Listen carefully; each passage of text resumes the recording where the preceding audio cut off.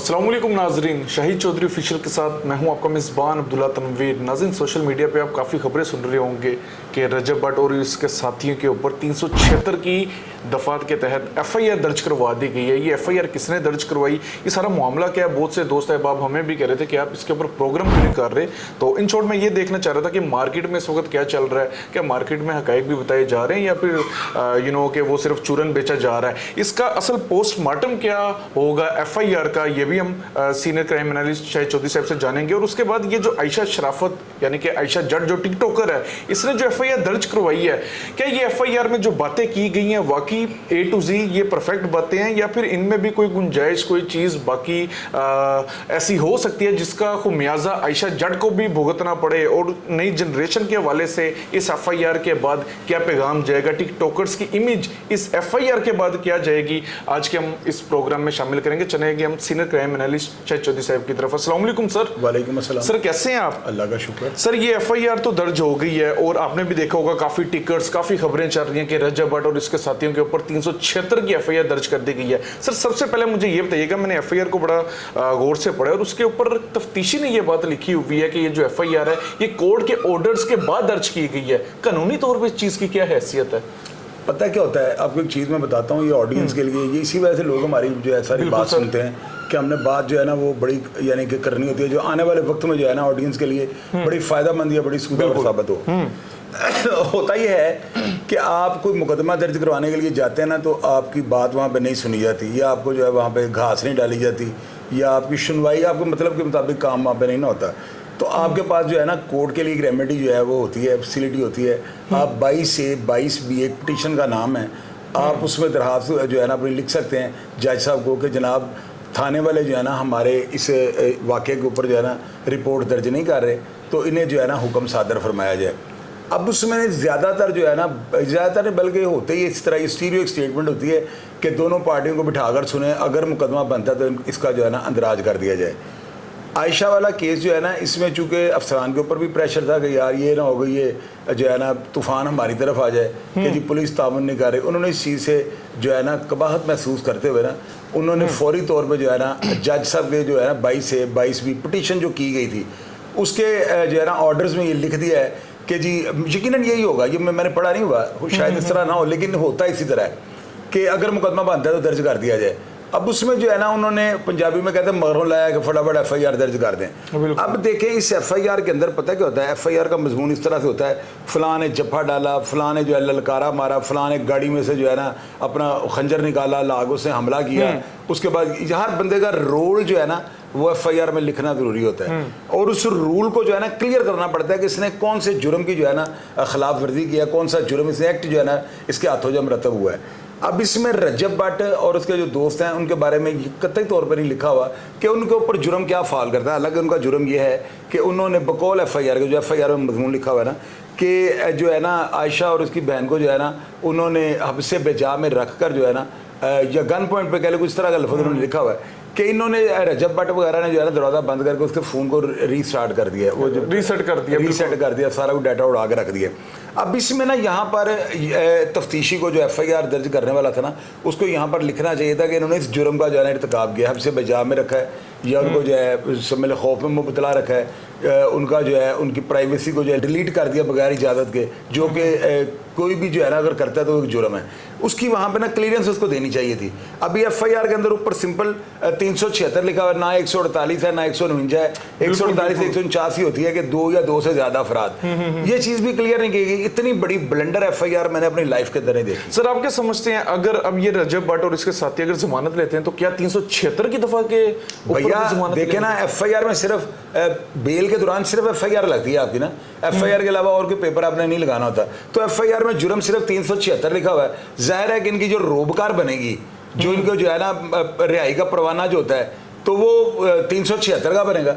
उनके सारों पे सर उनके रिकॉर्ड पे 376 ये चढ़ेगी अगर ये हदफनाई ना होती या उसको तफ्तीशी अगर उसको उसमें डिलीट नहीं करता FIR में से, तो ये 376 की आप समझते हैं रजब भट्ट के जो कि बहुत बड़ी ज्यादती है। बिल्कुल सर क्या रजब भट्ट के CRO में भी ये 376 की FIR? मैंने कल आपको बताया था CRO तब होती है जब आपको जुडिशियल किया जाए।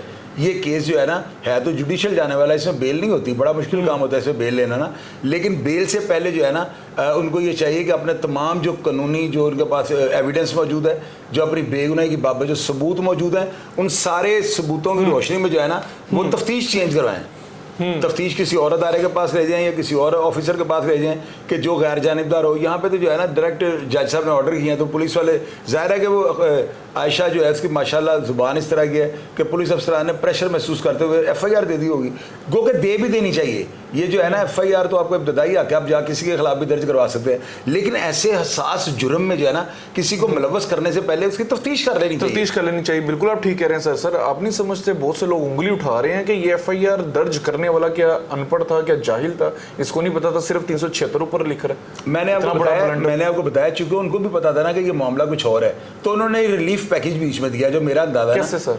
यार उन्होंने कि कल को मुलज़म को ज़्यादा जो है परेशानी का सामना ना करना पड़े, पर्चा तो हम दे रहे हैं, यानी वो कुछ चोर को कहना चोरी कर ला, साथ को कहना फड़ ला, ये वही हिसाब है कि उन्होंने अपनी जान छुड़ाई है, नज़र आ रहा है। इससे FIR आप मेलाफाइड नहीं कह सकते, उन्होंने जानबूझ के रियायत दी है ना, उन्होंने जुर्म को जो है उसकी तफसील नहीं बताई, किसके ऊपर क्या जुर्म लगता है ना, किसने किस जुर्म की जो खिलाफ वर्जी की है, कानून को कैसे उससे तोड़ा, उसके ऊपर दफा कौन सी फाल करती है, ये चीज़ उसने ना क्लियर करके ना इन तमाम के ऊपर एहसान किया हुआ है। अच्छा ये बहुत है तो ब्लेंडर FIR, लेकिन ब्लेंडर में दूसरे हवाले से कह रहा हूँ, रिलीफ पैकेज के हवाले से, वरना ये FIR मुलजमान की बड़ी जबरदस्त है। बहरहाल सर मेरे लिए बहुत हैरानकुन है। अच्छा सर ये बताइएगा मेडिकल जो आयशा के हवाले से अगर मेडिकल होगा तो जल्द से जल्द कितना टाइम पीरियड के अंदर ये जो मेडिकल जो इंस्टीट्यूट होगा अपनी रिपोर्ट को जज साहब या फिर तफ्तीशी को पेश कर देगा? पता है क्या होता है, ये मामला होता है बड़ा हसास, इसमें ना समझ लें कि बड़ी मशीनों से होते हुए ये टेस्ट जो होते हैं ना, इनके बाद इन्होंने इसकी रिपोर्ट तैयार करनी होती है, उसके ऊपर काफ़ी सारे डॉक्टर्स होते हैं जो अलग अलग से अपनी ओपिनियन देते हैं, कोई ब्लड का डॉक्टर होता है, कोई जर्म्स का डॉक्टर होता है, इस तरह उनकी अपनी ओपिनियन बनते हैं, इस पर कोई टाइम लग जाता है, मेरे हिसाब से 10 से 15 दिन लग जाते हैं। अगर बड़ा फास्ट ट्रैक पे आप चल रहे हो और जज साहब के ऑर्डरों को आप रिमाइंडर भी मार रहे हो, इनको जो फोरेंसिक टीम में है तो मेडिकल वालों को, डॉक्टरों को आप उनको रिमाइंडर कर रहे हो बार बार जज साहब के ऑर्डरों से, तो फिर 15 से 20 दिन में ये रिपोर्ट आ जाती है। आ जाती है सर? आ जाती है।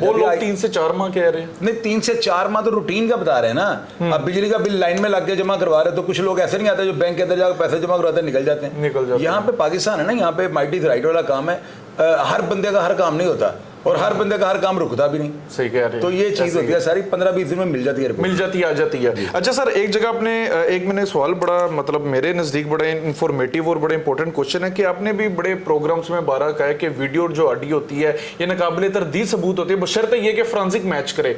अभी हम अगर आयशा का इंटरव्यू सुन ले तो उसमें तो वो कह रही है कि वो सलमान से 100 से ज़ायद बार यू कैन से कि उसने क्रॉस भी किया है और वो मिली भी है। आप क्या समझते हैं आयशा के इस बयान को कानूनी पहलू में किसको फायदा नुकसान होगा, सलमान को या आयशा को? ये तफ्तीश जो है ना, तब्दीली तफ्तीश की दरखास्त दें, ये मोहतरम जो है हमारे फैसल कामरान साहब उनको दरखास्त दें, फैसल कामरान साहब की खुली कचहरी में पेश हो जाए, वहाँ पे होकर जो है ना पेश, उसके बाद उनके सामने सारी एविडेंस रखें। उनको ये बताएं कि ये इस लड़की का अपने टिकटॉक अकाउंट के ऊपर ये वीडियोज़ लगी हैं, इन वीडियोज़ के अंदर ये जो है ना खुद इस चीज़ का एक बाले जुर्म कर रही है कि मैं मुलव्वस थी, कि मैं मिलती रही हूँ ना, हमारे जो है ना फिजिकली जो है रिलेशन थे। तो इस चीज़ में आगे जो है ना वो जो बात कर रही है कि मुझे जो है जूस में कुछ चीज़ पिलाकर जो है मुझे बेहोश कर दिया गया, फिर उसके बाद फिर मुझे दोबारा ब्लैकमेल किया गया। यार ये चीज़ जो है ना, देखिए मेरी बात सुनो, उसके बाद छोटी छोटी चीज़ों की रिकॉर्डिंग मौजूद है। आयशा के पास जो है ना प्रूफ के तौर पे छोटी छोटी चीज़ों का जो है ना प्रूफ या सबूत या ऑडियोज उसके पास मौजूद है। उसके पास ये ऑडियो क्यों मौजूद है जब वो उसे ब्लैकमेल कर रहा था? ये टिकटॉकर है, टिकटॉकर बड़े तेज होते हैं, ये वक्की हड्डी से पैदा हुए थे, तो इसके पास क्यों उस चीज़ की एविडेंस हो रही है? क्या इसने कोई एविडेंस तफ्तीशी के बाद FIR दर्ज करवाते वक्त? तो इसके ये बयान सर आपके समझते हैं इसके लिए नुकसानदेह होगा? ये बयान अब कल वकील साहब ने बताया नहीं है, जो जुनेद साहब ने, उन्होंने ये कहा है कि जी अब जो है ना, जो झूठी FIR 376 की कुछ औरत कटवाती है तो उसके ऊपर जो है उल्टा मुकदमा दर्ज होगा, और एक होया भी है। वो उन्होंने लाहौर में ही हुआ है, उन्होंने बताया कि लाहौर के बिल्कुल अंदर कुछ दिन क्या पहले हुआ है। अच्छा सर, अगर ये मेडिकल रिपोर्ट सलमान के हक में आ जाती है, आप क्या समझते हैं, क्या अदालत उसको जमानत देगी या फिर केस को डिस्चार्ज कर देगी? सलमान के हक में कैसे आएगी? मैं उसके हक की या ना की तो बात ही नहीं हो रही। आयशा ने जो अपना बयान जो अपना दिया है कि मेरे साथ रेप हुआ है, आप ये कहें कि रिपोर्ट उसके हक में आएगी कि नहीं आएगी? मेरा नहीं अंदाज़ा कि पाकिस्तान के अंदर जो है ना इतना लेंथी जो है प्रोग्राम एक चला हो कि 100 दिन से भी ज़्यादा यानी हो गए मैं, तो आप ये कहेगा मैं अपना मेडिकल करवा लूँगी तो मेरी रिपोर्ट्स में आ जाएगा।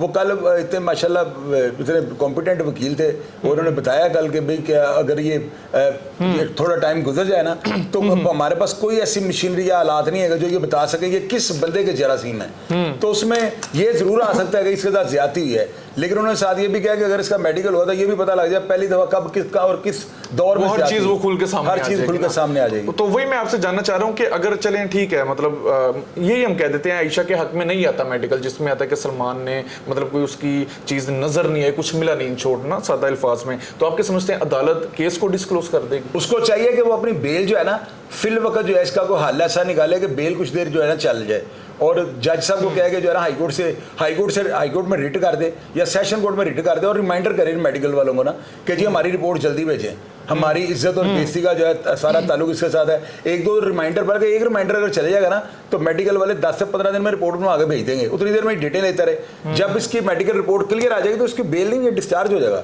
और उल्टा जो है आयशा के खिलाफ कार्रवाई हो जाएगी। अच्छा सर, वो किस जुर्म के तहत मतलब होगा? वो खुद जो है इकबाल जुर्म कर रही है कि भाई मैं मुलव्वस थी, तो ये तो संसार करने वाला फिर जुर्म है ना। फिर तो साथ सलमान का भी बनेगा ना संसार सर। यार वो देखिए, वो लड़की मान रही है तो वो उसके ऊपर तो फाल कर गया ना, वो तो खुद एडमिट कर रही है। सलमान का तो मुलव्वस कर रही है कि हम दोनों रंगरेल मनाते रहे, मैं कहता हूं मैंने अब्दुल्ला के साथ ये काम किया हुआ है, तो मेरी हद तक वो जुर्म मजबूत हो गया ना कि मैंने कंफर्म कर लिया, मैंने कन्विक्शन कर लिया, और आपके ऊपर तो मैं इल्जाम लगा रहा हूँ। उसका केस फिर भी चलता रहेगा, लेकिन इसकी दी स्टेटमेंट कि मैं जाती रही हूँ और मुझे 2 दफा मैंने अबॉर्शन, यार ये छोटी स्टेटमेंट है, मजाक है। ये इस्लामी जमहूरिया पाकिस्तान है, यहाँ पे इस चीज की कोई गुंजाइश नहीं है। ठीक है, होता सारा कुछ है, लेकिन कानून में इसकी लचक कोई नहीं है। उसमें जो है ना सलमान के ऊपर ये इल्जाम बन जाएगा और इसका जो है ना कन्वेक्शन हो जाएगा, ये इसका इकबाल जुर्म हो जाएगा और इस जुर्म में इसको सजा हो जाएगी। सलमान को नहीं होगी सर? यार उसके ऊपर ये इल्जाम लगा रही बात, फिर आप सर लेकिन आप एक चीज अंडरस्टैंड करें, इसका सलमान के साथ रिलेशन था, ये कह रही है हम 1.5 से 2 साल हमारा रिलेशन रहा, मैं सलमान से बाहमी रजामंदी से यानी कि एतमाद में लिया, हम तो मियाँ बीवी की तरह रहते थे, दोनों कसूरवार हैं। यार फिर वही बात आप कर रहे हैं, बात आप जो है ना फिक्रा सही पढ़ रहे हैं, बात आपकी जो है ना फिक्रे की हद तक ठीक है, लेकिन इस फिक्रे में ये चीज बात है कि वो तो इकबाल जुर्म कर रही है ना कि मैं ये गलत काम करती थी सलमान के साथ करती, वो इल्जाम लगा रही है ना सलमान पे। सलमान इस चीज को एडमिट तो नहीं कर रहा, मेरी बात को यार फिर वही बात का कानून है भाई, यहाँ पे सिर्फ कानून की बात करो। अब आप चूरन ला के मेरे अंदर डाल दे तो इसका मैं क्या उसका जवाब दूंगा आपको? मैंने तो वही जवाब, इसके इस बयान के बाद सर सजा अगर मिलती है वो आयशा को मिलेगी, सलमान को नहीं मिलेगी? सलमान का ट्रायल होगा, सलमान की तफ्तीश होगी ना इसके बयान की रोशनी में। इसके बयान के बाद देखो, आप मेरे खिलाफ बयान दोगे, मुझे नहीं फंसा सकते। अपने अगर खिलाफ मैं बयान देता ना मैंने ये काम किया तो मेरे ऊपर तो फिट हो गया काम, मैंने खुद ही इकबाल जुर्म कर लिया। तो आपको तो मैं कह रहा हूँ मेरे साथ बैंक डकैती में अब्दुल्ला साथ था, तो क्या अब्दुल्ला मेरे कहने के ऊपर अब्दुल्ला के ऊपर डकैती चाह? अब्दुल्ला का ट्रायल होगा, अब्दुल्ला की तफ्तीश होगी, बताओ तुमने ये काम किया, वो माने या ना माने, तफ्तीश में चीजें सामने आए ना आए, मैंने अपने गले में जो है ना ढोल डाल लिए। ये चीज है, यानी कि पहले बंदे को तो सजा मिल जाएगी, दूसरे की तफ्तीश के बाद फैसला, तफ्तीश के उसके बयान की रोशनी में तफ्तीश सही हो गया। सर आप इस केस को किस नजरिए से देख रहे हैं? बड़ा एक्सपीरियंस है आपका, हमने भी बड़ी क्राइम की बीट्स की हैं, मैंने नहीं कभी ऐसा केस देखा जो इतनी हाई पकड़ गया हो, खुल्लम खुल्ला कहा जा रहा हो कि मेरे साथ जिनसी इस्तेसाल किया गया, हम मियाँ बीवी की तरह रह रहे थे, हम यार इस बच्ची को ये चाहिए, इस बच्ची को ये चाहिए, इसके साथ जो ज्यादती होनी थी वो तकदीर का लिखा समझे, रजब भट्ट की वालदा के पास जाए, मेरे पास आ जाए, मुझे आगे बताएं, मैं रजब भट्ट की वालदा को जो है मैं उनको रिक्वेस्ट करूंगा कि आंटी जो है ना बच्ची की ज़िंदगी जो है ना तकरीबन तबाह हो गई है, तो इसके साथ जो है ना कोई ऐसा मामला, क्योंकि उस बच्ची ने खुद बताया था कि मेरी जो है ना घर की रोटी जो है टिकटॉक से चलती है, बड़ी बेचारी वो दिखाने के काबिल तो नहीं रही सर, तो वो बेचारी चले उसके साथ जो है ना कोई ताउन करें, फाइनेंशियल इसकी सपोर्ट कर दें, तो ये उनका हक बनता है, अल्लाह ताला ने उनको इतना दिया हुआ है। ये तो चले एक अलग बात है ना, इसमें मैं बताते खुद रजब की वालदा से बात करूंगा, मैंने उनको बहन कहा हुआ है और उन्होंने मुझे भाई कहा हुआ है, तो अगर वो कहेंगे मैं नहीं करती तो मैं अपनी जेब से कर। पैसा इतनी अहमियत रखते हैं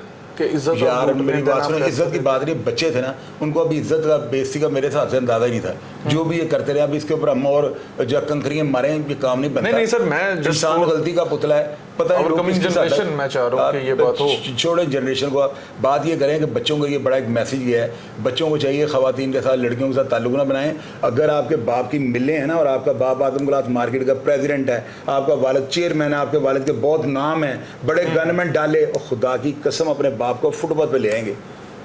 अगर कहीं आयशा जैसा केस आपके साथ हो गया ना, तो ये तो सलमान ही है बेचारा, और रजब वगैरह हैं जो अभी तक जो है सलमान को जो है साइड पे नहीं कर रहे, वरना लोग कहते हैं कि जाओ यार अपनी जगह आपने बैठो, हम अपनी दलदल में जो है घसीट रहे हो। सर आप इस केस में गिल्टी किसको फील देखो कर मेरी रहे हैं? बात सुने, उसने वाकया किसी ने का बनाया जिसने रजब का वलीमा था। आपका वलीमा हो और आप वलीमे वाले दिन फोन रीसेट कर रहे हो, कमरे के आपने दरवाजे बंद कर दिए, आपके घर गेस्ट वगैरह कहाँ थे, ये टोपी ड्रामा जो हो रहा था इसका कोई गवाह नहीं है यार। कम से कम आप वकूआ बनाते वक्त ये ज़हन में रखो, ये क्या ब्लंडर आप कर रहे हैं। सही है। बात बंदा उस तरह की करता है कि जिस तरह कोई बंदे की समझ में आएगा यार ये बात जेन्युइन है। वलीमे वाले घर इतना बड़ा उसका फंक्शन है, वो एक स्टार है, वो जो है ना टिकटॉक स्टार है, उसकी वालदा बहनें, यार मैं उनके जितना मैं उनके खिलाफ बोलूँगा बोला है, लेकिन मैं उनके जो है ना प्रेजेंट एक्टिविटी के हक में जो नहीं बोलता था ना, मैं उनके खिलाफ इस बात से बोलता था कि मुझे वो वल्गैरिटी लगती थी। फिर जब मैंने ये देखा कि यार ड्रामों में क्या दिखाया जा रहा है, ड्रामा भी तो देखे फैमिली शो ही होता है ना, लोग घरों में बैठ के देख रहे होते हैं, तो ये खवातीन या आर्टिस्ट जाकर ड्रामों में काम नहीं करती। तो इस वजह से मैंने थोड़ा ना, क्यों ऊपर से हमारी लाइन नहीं है नहीं अब्दुल्ला, लोग कहते हैं रजो को पैसे, यार अल्लाह माफी दे, ऐसे पैसे अल्लाह ताला आपको खिलाए, मैं इन पैसों को दूर से नहीं गुजरने वाला, लेकिन बात ये है कि जो रियलिटी है वो करनी चाहिए। सर आपने बात बड़ी पॉइंट वाली की है, बी फ्रैंकली FIR मुझे भी प्लांटेड लगी है यार। FIR देखे अब्दुल्ला, फिर वही बात आपकी ये चीज जो है ना, मुझे किसी ना शो के अंदर ही ना सुने, शो के अंदर ही किसी ना हाथापाई होनी शुरू हो जानी है। आप ये बात 10 दिन भी आपके साथ बात करो, 16 दिन फिर आप ये कह देते हैं FIR जो है ना, और भैया FIR होती गलत है। क्या कहा मैंने आपको? FIR होती गलत है। मौजूद आप मुझे ये बताएं, 2 गवाह के बगैर तो FIR दर्ज नहीं होती। गवाह साथ वो क्या कहते हैं, अब मेरे मुंह से कुछ और निकलने लगा था, गवाह कहां से आए? सर जरा मेरे इन्फॉर्मेशन, गवाह 2 आपने झूठे डालने होते हैं कि जी मैं बिल जमा करवाने जा रहा था, मेरे पीछे मोटरसाइकिल मेरे ताया का बेटा और उसके साथ मेरा मामू साथ आ रहे थे, इन्होंने अपनी आंखों से चश्म खुद देखा है। ये झूठ तो यहाँ से शुरू हो गया। हमारे कानून में के अंदर बाहर जो है ना तफ्तीश पहले होती है, FIR बाद में दर्ज होती है। पहले वो सारे शवाहिद इकट्ठे कर देते हैं, यहाँ पे FIR दर्ज करते हैं प्रेशर में, और फिगर पूरा करने के लिए अफसरान का दबाव होता है, FIR काटो, तो उसके बाद में शवाहिद ढूंढते हैं। तो ये चीज़ होती है सारी यहाँ पे जो है ना कानून की। अगर आप ताकतवर है ना तो आप जाल को फाड़ के निकल जाएंगे, अगर आप कमज़ोर आप इसके अंदर फंस जाएंगे। बिल्कुल ठीक है सर। लास्ट 2 क्वेश्चंस होंगे, बड़े इन्फॉर्मेटिव होंगे, just because of our coming generation. मैं समझता हूँ बड़ा ज़रूरी है सर। एक मैं ना, ये इसकी सिस्टर कोई खातून है, उनका मैं बयान सुन रहा था, उसमें वो कहती है कि सलमान ने बड़े हलफ उठाए, कस्में उठाई। मैं सिर्फ ये जानना चाहता हूँ, और मैं चाहता हूँ कि आप इस चीज़ की वजाहत करें। आज के दौर में टिकटॉकर्स या कोई हम ऐसा बंदा देख लें, ये बड़ा एक ना ट्रेंड बन रहा है कि ये बंदा फॉर एग्जाम्पल शाहिद चौधरी के साथ बैठता है, इस बंदे से बना के रखो ये, क्योंकि डायरेक्ट शाहिद चौधरी साहब के साथ है। सर आप क्या समझते हैं इस तरह के वादे, हलफ उठाना, देन लिंक्स का इस्तेमाल करना, इसके ऊपर आप क्या कहना चाहेंगे? यही बिगाड़ का सबब है मेरे नजदीक। अगर लोगों को ये सना टिकटॉकर वाला वाकया और ये आयशा वाला वाकया दे के इबरत ना हासिल हुई तो इस कौम का बेड़ा गर्क होना है। जो मेरी बात लिख लेना, ये कौम जो है नहीं बचेगी। अब देखो सना के साथ क्या हुआ है, उस लड़के ने गाड़ियों के आगे खड़े होकर तस्वीरें झूठी सारी कहानी सुना के उसके साथ सेट होने की कोशिश कर रहे हैं। इधर आयशा कि जी मुझे जो है सलमान ने शादी का वादा किया, तो भाई तुमने क्या उसको टेस्ट करवाने गई थी अपना, कि मुझे चेक कर लो कि मैं तुम्हारे काबिल हूँ कि नहीं, मैं क्या उसे कहते हैं कुंवारी हूँ या मैं शादीशुदा हूँ। मेरा मतलब समझ नहीं सही कह रहे हैं। तो ये क्या मैसेज दे रही हो आप? इसका मतलब मैं आपसे वादा करूंगा, मैं आपसे शादी करूंगा, आप अपना जो है इधर फिजिकली ताल्लुक मेरे साथ बना लेंगे। इस वजह से शायद सलमान ने शादी ना की हो कि जो लड़की शादी से पहले मेरे आगे जो सारा मामला कर सकती है, तो ये किसी और को भी किसी और के साथ भी रिलेशन बना सकती है। सही कह रहे हैं। ये चीज़ उसके हक में जाने की वजह उसके खिलाफ हो गई। मैं आयशा का बयान सुन रहा था सर, अभी भी एक एंकर ने पूछा कि अभी भी तुम चाहती हो शादी करनी है, तो वो कह रही थी हाँ मैं करना चाहती हूँ शादी। आप नहीं समझते ये ट्रेंड बनाया जा रहा है कि जबरदस्ती शादी के लिए सोशल मीडिया पे आ जाओ। बच्ची को बेचारी को पता नहीं, मैंने उसे बेटी किया, उसका इंटरव्यू किया हुआ है। मुझे इतना अजीब लग रहा है कि मैं एक साइड उसे बेटी कह रहा हूँ और दूसरी साइड में मैं चीरू पाड़ा कर रहा हूँ, लेकिन मेरा काम इस तरह का, यार मैं क्या करूँ? मेरे से अगर कोई नाराज होगा तो फिर अल्लाह ताला इससे पूछेगा, मैं क्या किसी को नाराज करने वाला हूँ? मैं तो सिर्फ उस बच्ची को ये बता रहा हूँ। मैंने उस बच्ची को पहले भी ये रिक्वेस्ट किया, मैंने कहा बेटा आप अपने लिए जो जंजाल खड़ा कर रही हो ना, आने वाले वक्त में आपको पता लगा आपने क्या किया हुआ है। अभी भी इस मामले को सॉर्ट आउट कर लो, आपस में जाकर दोनों बहनें, रजब की वालदा को मिले, बड़ी अच्छी खातून है, वो उनको जाकर कहेंगे जी आंटी हमारे साथ जो है आप खुद फैसला करें, उनके ऊपर फैसला छोड़ दो, बड़ा अच्छा फैसला आयशा करें। का बयान आता है कि रजब की वालदा मुझे कुछ बोलती हैं, गालियां पता नहीं क्या। यार अब्दुल्ला वो देखें, इन चीज़ों को अगर आप डिस्कस करोगे ना तो ये नहीं, मैं खुद सर चाह रहा हूं कि ये मामला सॉल्व हो। अब देखिए ये बातें चल रही हैं, फिर ये बातें और बढ़ जाती हैं। आपने पहले भी सुलह का चाहा था अब्दुल्ला, लिटिगेशन में सारा कुछ होता है। मैं आपको चोर कहता हूँ, मुझे कहते हैं छोड़ दें, ये सारा कुछ होता रहता है। लेकिन रजब की बात चले छोड़ें, वो बच्चियाँ उसके पास भी आए, मेरे पास आ जाए, मुझे खुद फ़ोन करे आयशा, शायद अंकल मैं आपके पास आना चाहती हूँ। अभी अंकल बुरे तो नहीं हो गए, अंकल तो वही है ना। मैंने तो बच्चियों के साथ मेरे पास मुझे मेरी करे ना कोई कंप्लेंट, मेरे बारे में बताया कि मेरा करैक्टर उन्होंने कैसा देखा है। तो अगर मैं पॉजिटिव नजर आता हूँ, मुझे कॉल कर ले आयशा कि अंकल हम आपके पास आ रहे हैं, आ जाए यहाँ पे, मैं उनका फैसला कर देता हूँ। केस का अंजाम क्या देख रहे हैं यार? अगर वो मेरे ऊपर ट्रस्ट कर रहे हैं, अंजाम कुछ और होगा, वरना जो वो कर रहे हैं इसका अंजाम कुछ और होगा। उन्होंने ट्रस्ट करना होता आपके ऊपर पहले ही कर लेते। और यार बच्चियाँ छोटी हैं अभी, वो नहीं, उनको इतना हालांकि सोल्व आउट हो सकता था, उनको इतना शऊर नहीं है, उनको ये पता ही नहीं कि हम जिस शख्स के सामने बैठे हैं ये कितना पुख्ता मिजाज है। अगर रजब भट्ट की मैंने वालदा को बहन कह दिया ना तो कह दिया हुआ है, बस ये क्या मतलब वो मेरी बहन है। हाँ, रजब अगर कोई ऐसी हरकत करेगा, रजब से खुदा ना हादसा अगर कोई ऐसी, मैं तो खुदा ना हादसा कहता हूँ, मेरा कुछ लगता है ना एक मिसाल के, मैं अगर उसकी वालदा को बहन का तो वो मेरा भांजा लगा एक हिसाब से, मामू बन गया यार मामू बन गया या जो भी, ऐसे छोड़ दो आप। अगर वो गलत हरकत करेगा तो उसको मैं हाईलाइट ब्रेकिंग न्यूज तो दूंगा, लेकिन मैं उनकी जात के खिलाफ, उनके करैक्टर के फैमिली के खिलाफ नहीं बोलूंगा। मेरा ज़मीर ही गवारा नहीं करता। ये देखना आप इंशाल्लाह ताला, अगर आयशा ने मेरी बात मान ली और मेरे पास उसी तरह आ गई कि अंकल हम आ रहे हैं, तो आप यकीन कीजिएगा मामला सॉर्ट आउट हो जाएगा, खत्म हो जाएगा मामला। वरना कल को ये मुझे खुद वो कहती रही कि मुझे सलमान को मैं अंदर नहीं भेजना चाहती, एक तरफ आप इश्क के इतने दावे करती हो, तो फिर इश्क तो कभी मिलता ही नहीं। हीर रांझा, पन्नी ससु, ये जितने भी थे ना, इनका ये मिले नहीं आपस में, ये इश्क की लाजवाल दास्तान, और इश्क कभी नहीं मिलता। तो फिर तुम एक मशकूक बन जाना, वो उसको एक आशिक समझ लो, ये समझो कि हम कभी भी नहीं मिल सकते। लेकिन वो तो कभी फिजिकल भी नहीं हुए यार। चले वो फिजिकल हुआ नहीं, वो तो लैला मजनून और लैला मजनून ने हमसे पूछ के फिजिकल होना था। आप तो जी भी सर उनके बारे में आप बातें देख रहे हैं, देखने को तरसते थे, यहाँ पे तो हर चीज 1.5 साल से हो रही है। वो बातें हैं, बस छोड़े बातें, अब हम क्या गए उनको, ठीक है अच्छी मिसाल इश्क की लाजवाल दास्तान है, वो वली फकीर तो थे नहीं। तो बहरहाल ये है कि ये अच्छा मैसेज नहीं गया पूरी नेशन को ना, और बच्चे इस चीज़ को इबरत का मुकाम समझ लें। आपने किसी लड़की से रिलेशन बनाया और आपको अगर इस तरह का कोई केस सामना करना पड़ गया, आपके ऊपर 66-76 जनाबे जबर की FIR हो गई, तो आपका वालिद और वालदा फुटपाथ पे आ जाएंगे। मेरी बात कागज के ऊपर लिख लीजिए। बिल्कुल बिल्कुल नाजरीन, ये हमारा आज का प्रोग्राम था, बड़ा इन्फॉर्मेटिव रहा होगा मेरे नज़दीक। और ये केस के बाद दोनों के ख़ानदान जो हैं आप समझ लें, दोनों ने एक दूसरे के ख़ानदान को नीलाम करके रख दिया, दोनों ने एक दूसरे की इज्जत को नीलाम करके रख दिया। ये बातें सॉल्व आउट हो सकती थी। एक तरफ आयशा कहती है वीडियो पैगाम में आके, पहले उसके खिलाफ बोलती है सलमान के, देन कहती है कि अभी भी अगर मेरी शादी हो तो मैं कर लूंगी। भैया इस सिचुएशन में मेरी बहन अब कैसे शादी करेंगे। दूसरी तरफ सलमान की बात कर लें, वो भी लाइव आके जो इसके खिलाफ बोलता है, लाइक इन शॉर्ट के ताली दोनों हाथों से बचती है। और ये दोनों ही मेरे नजदीक कसूरवार है। अगर आपने इतना कुछ किया था, या तो इन चीजों को ऑन कैमरा ना लेकर आते। अब अगर आप ऑन कैमरा लेकर आ गए तो कम से कम अपनी जो बची कुछ इज्जत है इसको लाजमी समेट के रखें। इज्जत सारों की सांझी है, मामले को लाजमी सॉल्व आउट करें। जिस बंदे पे एतबार है, जिस शख्स के ऊपर एतमाद है आप लोगों को, आप उसके पास लाजमी जाएं और इस चीज को, इस बात को रफा दफा करें। क्योंकि ये जो खानदान की इज्जत जब एक बार उसकी धज्जियां उड़ती हैं तो इसको वापस लाना बड़ा मुश्किल हो जाता है। आपने भी मुआशरे में फिरना है, हर बंदा फिर आपके ऊपर टोंट करेगा। बहरहाल नाज़रीन, ये आज का प्रोग्राम था। प्रोग्राम का फीडबैक जरूर दीजिएगा। इसी के साथ अपने मेजबान अब्दुल्ला तनवीर को इजाजत दीजिए। अल्लाह निगहबान।